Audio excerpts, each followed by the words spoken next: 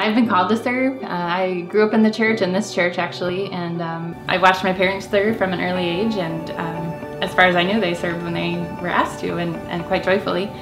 And as a result, I attended events with my mom, or I would help my dad in the kitchen and do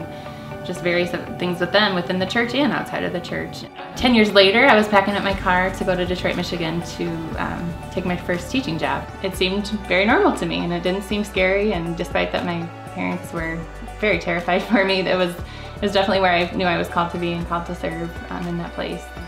The second day I was there, I was on the doorstep of one of the families, a woman that had 9 children, and they were being evicted from their home, and we said, we'll take your children, we can't take all of your stuff, but we'll take the kids, and her response was, no thank you. And I knew in that moment that things were going to be messy, and that it was going to be hard to love sometimes, but I knew that's where the Lord had me, and I knew that in that moment I decided I was going to jump in with both feet, and that I was going to open my heart big and wide, and sure, it was going to be hard, and sure, it wasn't always going to be fun, but I knew that's where the Lord had me and where I was supposed to serve.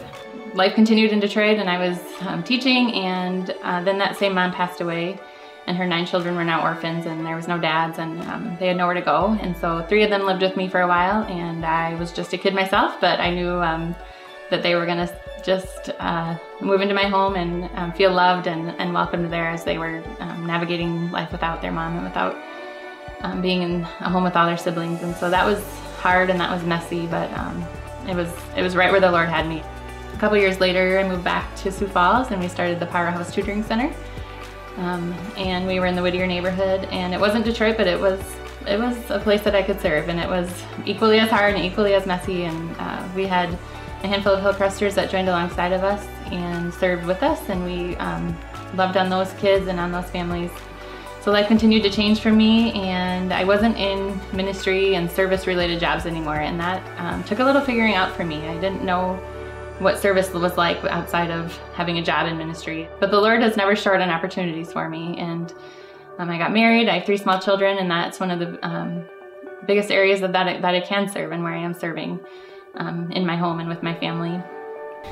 I also teach in the public school system. I teach English and work with immigrants and refugee families, and a group of people that is often misunderstood and judged and overlooked, and they're often scared. And so I'm finding my role is to love them and serve them and just make them feel welcome and known and loved through that position. Another role I have here at Hillcrest is I'm the HR elder, and my passion and my goal is that everybody would find their place to serve, and that they would be able to identify their strengths and then use those